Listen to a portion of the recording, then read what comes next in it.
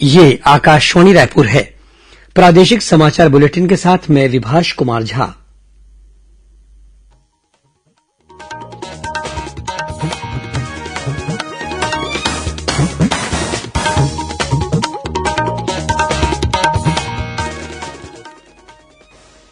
और अब पेश है आज के मुख्य समाचार।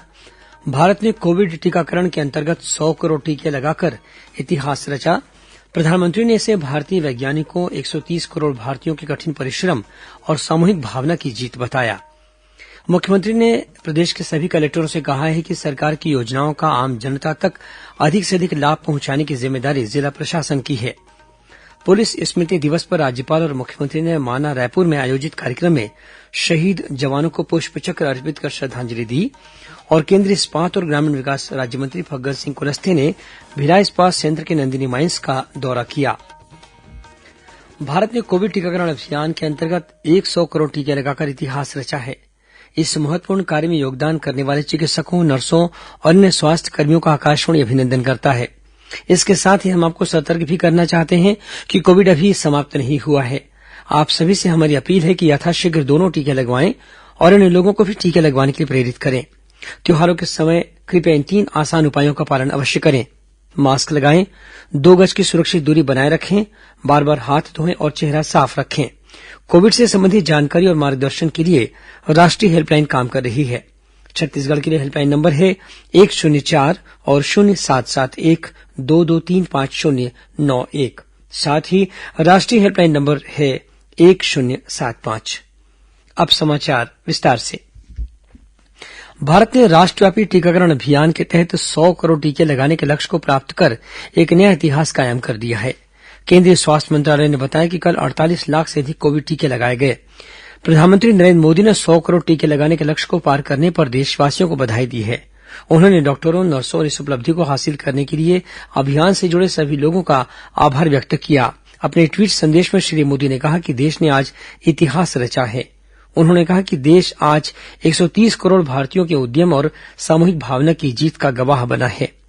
राष्ट्रपति रामनाथ कोविंद, उपराष्ट्रपति एम वेंकैया नायडू, गृहमंत्री अमित शाह, रक्षा मंत्री राजनाथ सिंह सहित कई मंत्रियों ने इस ऐतिहासिक उपलब्धि को हासिल करने में डॉक्टरों, स्वास्थ्यकर्मियों और अग्रिम पंक्ति के कार्यकर्ताओं के बहुमूल्य योगदान की सराहना की है। केंद्रीय सूचना और प्रसारण मंत्री अनुराग ठाकुर ने वीडियो संदेश में उन सभी पक्षों का आभार व्यक्त किया जिन्होंने टीकाकरण अभियान में देश के लिए एकजुटता दिखाई। वहीं केंद्रीय स्वास्थ्य मंत्री मनसुख मांडविया ने भी इस उपलब्धि पर लोगों को बधाई दी है। उन्होंने टीकाकरण अभियान के अंतर्गत 100 करोड़ लोगों को टीके लगाए जाने की उपलब्धि हासिल करने पर एक गीत भी जारी किया। कोरोना से बचाव के लिए चलाए जा रहे देशव्यापी टीकाकरण अभियान के तहत आज 100 करोड़ टीके लगाने का लक्ष्य पूरा होने पर प्रदेश भाजपा ने इसे देश के लिए बड़ी उपलब्धि बताया है। प्रदेश भाजपा अध्यक्ष विष्णुदेव साय ने अपने बयान में कहा कि सिर्फ 9 महीने में ही 100 करोड़ लोगों को टीके लग जाना देश की अदम्य इच्छा शक्ति और कुशल राजनीतिक नेतृत्व की शानदार उपलब्धि है।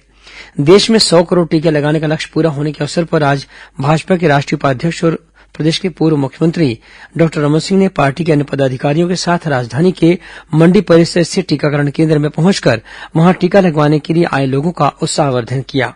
वहीं बिलासपुर से सांसद अरुण साव ने भी 100 करोड़ टीका लगाने का लक्ष्य पूरा होने पर केंद्र सरकार के साथ ही देशभर के स्वास्थ्य कर्मचारियों और विभागों से संबंधित कर्मचारियों की सराहना की है। एम्स रायपुर के निदेशक डॉक्टर नितिन एम नागरकर ने देश की इस उपलब्धि को उल्लेखनीय बताते हुए कहा कि इसे हासिल करने में जनता ने भी अपनी सहभागिता निभाई है। जब से हमारे देश में ये मुहिम की तरह से प्रधानमंत्री जी ने जब चालू किया, तब से लगातार ये प्रयास रहा है कि आम आदमी भी इसमें जुड़े, इस अभियान में और आगे आए। इसे दुनिया भर में देखा गया है कि जहां पे भी Covid appropriate behaviour, social distancing, mask पहनना, बहुत बड़ा एक उसका रोल था। इसके अलावा टीकाकरण, क्योंकि इसी के वजह से हमको हर्ड इम्यूनिटी मिलेगी। हम जो 100 करोड़ का आंकड़ा जो पार किए हैं, बहुत बड़ी बात है और बहुत मेहनत इसमें लगी है। बहुत लोगों ने इसमें खास अपना योगदान दिया है और मुझे खुशी है कि हम लोग इसमें आगे बढ़ेंगे और अधिक से अधिक लोग इसका वैक्सीनेशन का फायदा लेंगे।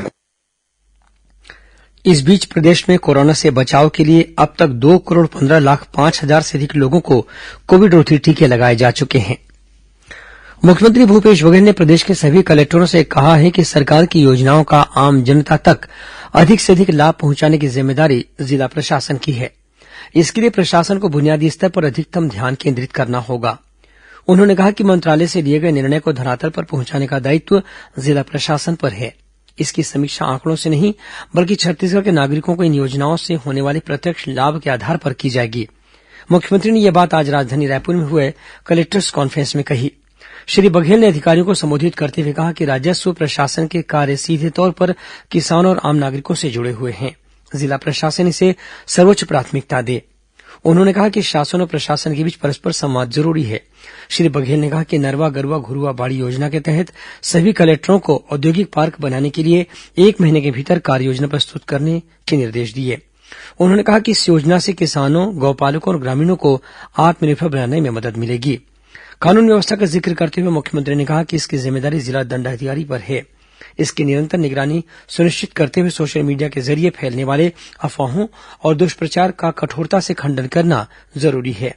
उन्होंने कहा कि जिला दंडाधिकारी साप्ताहिक समीक्षा बैठक से पहले पुलिस अधीक्षक और कार्यपालिक दंडाधिकारियों के साथ कानून व्यवस्था की समीक्षा अवश्य करें। मुख्यमंत्री ने सुझाव दिया कि नियमित बैठक में पिछले सप्ताह की स्थिति की समीक्षा की जाए और आने वाले सप्ताह में कानून व्यवस्था की स्थितियों का पूर्वानुमान लगाएं तथा रणनीतिक योजनाएं बनाएं। श्री बघेल ने कहा कि सामाजिक सद्भाव का वातावरण हर हाल में बना रहना चाहिए। सांप्रदायिक रूप से समाज को बांटने का प्रयास करने वालों को कड़ाई से नियंत्रित किया जाए।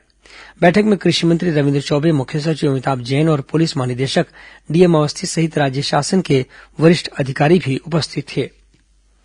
प्रादेशिक समाचार आप आकाशवाणी रायपुर से सुन रहे हैं और अब आगे बढ़ते हैं बाकी के समाचारों की ओर। प्रधानमंत्री नरेन्द्र मोदी इस महीने की 24 तारीख को आकाशवाणी से मन की बात कार्यक्रम में अपने विचार साझा करेंगे। ये इस मासिक रेडियो कार्यक्रम की 82वीं कड़ी होगी। प्रधानमंत्री ने लोगों से इस कार्यक्रम के लिए सुझाव देने को कहा है। नमो ऐप या माई जीओवी ओपन फोरम पर भी सुझाव भेजे जा सकते हैं। आज पुलिस स्मृति दिवस है। देश के प्रति पुलिसकर्मियों की वफादारी और सर्वोच्च बलिदान का सम्मान करने के लिए हर साल 21 अक्टूबर को यह दिन मनाया जाता है। 21 अक्टूबर 1959 को केंद्रीय रिजर्व पुलिस बल सीआरपीएफ ने लद्दाख के हॉट स्प्रिंग्स में अदम्य साहस का प्रदर्शन किया था और सर्वोच्च बलिदान दिया था। इस मौके पर राजधानी रायपुर के नजदीक माना स्थित छत्तीसगढ़ सशस्त्र बल की 4थी बटालियन के प्रांगण में भी एक विशेष कार्यक्रम का आयोजन किया गया। कार्यक्रम को संबोधित करते हुए राज्यपाल अनुसुईया उइके ने कहा कि पुलिस के जवान मातृभूमि की सेवा के लिए अपनी जान की भी परवाह नहीं करते। उन्होंने कहा कि हम आज अपने घरों में सुरक्षित हैं क्योंकि पुलिस के जवान दिन रात पूरे समर्पण के साथ अपनी ड्यूटी पर तैनात रहते हैं।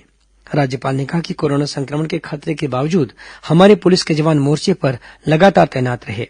ड्यूटी के दौरान बहुत से जवान कोरोना संक्रमित भी हुए। इनमें से कुछ जवानों ने अपने प्राणों की आहुति भी दी। उन्होंने कहा कि छत्तीसगढ़ पुलिस माओवाद प्रभावित क्षेत्र में सुरक्षा कार्य के साथ ही वहां के भटके हुए लोगों को मुख्यधारा में जोड़ने का भी कार्य कर रही है। इन सब प्रयासों के कारण माओवाद प्रभावित क्षेत्रों में जागरूकता आई है और अब छत्तीसगढ़ माओवाद समस्या से मुक्त होने की ओर अग्रसर है। कार्यक्रम में राज्यपाल ने शहीद जवानों को श्रद्धांजलि देते हुए उनके माता पिता के प्रति अपना सम्मान प्रकट किया। इस अवसर पर मुख्यमंत्री भूपेश बघेल और गृहमंत्री ताम्रध्वज साहू ने शहीद पुलिस जवानों को पुष्पचक्र अर्पित कर श्रद्धांजलि दी। उन्होंने शहीद पुलिस जवानों के परिजनों से मिलकर उन्हें ढाढ़स बंधाया और हर संभव मदद का आश्वासन दिया। केंद्रीय इस्पात और ग्रामीण विकास मंत्री फग्गन सिंह कुलस्ते ने कल भिलाई इस्पात संयंत्र के नंदिनी माइंस का दौरा किया। इस दौरान श्री कुलस्ते को नंदिनी माइंस में बीएसपी द्वारा किए जा रहे विभिन्न पहल और तथा विकास कार्यों से अवगत कराया गया। इस मौके पर संयंत्र के प्रभारी निदेशक अनिर्बान दासगुप्ता सहित अन्य वरिष्ठ अधिकारी उपस्थित रहे। अधिकारियों से चर्चा के दौरान केंद्रीय मंत्री ने नंदिनी माइंस का समग्र अवलोकन करते हुए इस खदान को चालू रखने और यहां उत्पादन बढ़ाने के निर्देश दिए। उन्होंने यहां चूना पत्थर के परिवहन की औपचारिक शुरुआत करते हुए डंपर को हरी झंडी दिखाकर रवाना किया। गौरतलब है कि नंदिनी माइंस की ब्लैकस्टोन खदान पिछले 20 वर्षों से पानी में डूबी हुई थी। भिलाई इस्पात संयंत्र ने अपने प्रयासों से इसे पुनर्जीवित किया है। राज्यपाल अनुसुईया उइके से राजभवन में गुजरात के पत्रकारों के समूह ने आज सौजन्य मुलाकात की।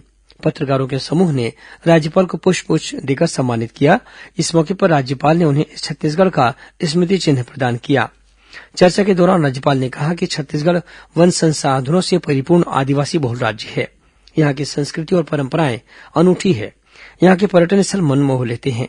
यहाँ का बस्तर दशहरा पूरे विश्व में प्रसिद्ध है। राज्यपाल ने कहा कि छत्तीसगढ़ के आदिवासी बहुल क्षेत्र 5वीं अनुसूची के तहत आते हैं, जहां राज्यपाल को आदिवासियों के संरक्षण के लिए विशेष अधिकार प्राप्त हैं। पत्रकारों के समूह ने बताया कि उन्होंने पुरखौती मुक्तांगन और सिरपुर का भ्रमण किया है। पुरखौती मुक्तांगन में आदिवासी परंपराओं और संस्कृति की जानकारी मिली। जब उन्होंने सिरपुर को देखा तो उन्हें गुजरात में स्थित लोथल का स्मरण हुआ। गौरतलब है कि गुजरात से पत्रकारों का यह समूह एक भारत श्रेष्ठ भारत कार्यक्रम के तहत छत्तीसगढ़ की यात्रा पर है। अब कुछ खबरें संक्षेप में। राज्य में कार्यरत अन्य पिछड़ा वर्ग और आर्थिक रूप से कमजोर वर्ग से संबंधित अधिकारियों, कर्मचारियों और शैक्षणिक संस्थानों में पढ़ने वाले विद्यार्थियों की जानकारी 15 दिनों के भीतर क्वांटिफिएबल डेटा आयोग को प्रेषित करने के निर्देश सभी विभाग प्रमुखों को दिए गए हैं। राज्य में विभिन्न योजनाओं की गुणवत्ता की निगरानी करने वाले विशेषज्ञों की सूची बनाने के लिए पंचायत और ग्रामीण विकास विभाग की एजेंसी छत्तीसगढ़ ग्रामीण सड़क विकास अभिकरण ने 23 अक्टूबर तक आवेदन आमंत्रित किए हैं। सुकमा जिले में राजपेंटा और मिलियमपल्ली गांव के बीच जंगल से सुरक्षा बलों ने 2 माओवादियों को गिरफ्तार किया है। ये दोनों माओवादी स्थानीय माओवादी संगठनों में सक्रिय थे। इन पर रास्तों में विस्फोटक बिछाने सहित अन्य घटनाओं में शामिल रहने का आरोप है। रायपुर पुलिस ने शासकीय और अर्धशासकीय नौकरी दिलाने के नाम पर युवाओं से पैसा लेने की शिकायत के आधार पर एक निजी कंपनी के दफ्तर में दबिश दी।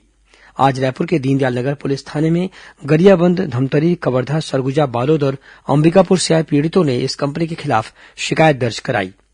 कोरिया जिले में मनेन्द्रगढ़ वनमंडल के अंतर्गत भौता गांव के आसपास करीब 40 हाथियों का दल ने उत्पात मचाया हुआ है। इन हाथियों ने खड़ी फसलों को नष्ट करने के अलावा कुछ कच्चे मकानों को भी नुकसान पहुंचाया है। वन विभाग के कर्मचारियों ने ग्रामीणों को इन हाथियों से दूर रहने की सलाह दी है। रायगढ़ जिले में घरघोड़ा विकासखंड के अंतर्गत एसईसीएल कंपनी के अधीनस्थ गांव कुडुमकेला में सैकड़ों की संख्या में स्कूली बच्चों ने सड़क बनाने की मांग को लेकर आज चक्का जाम किया। बाद में स्थानीय प्रशासन द्वारा समझाए जाने पर बच्चों ने प्रदर्शन समाप्त कर दिया।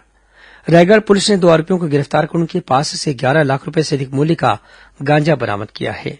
और जशपुर पुलिस ने पत्थलगांव इलाके में 4 आरोपियों के ठिकाने से चोरी किया हुआ करीब 15 टन कबाड़ जब्त किया है। इसकी कीमत लगभग 20 लाख रुपए बताई जाती है।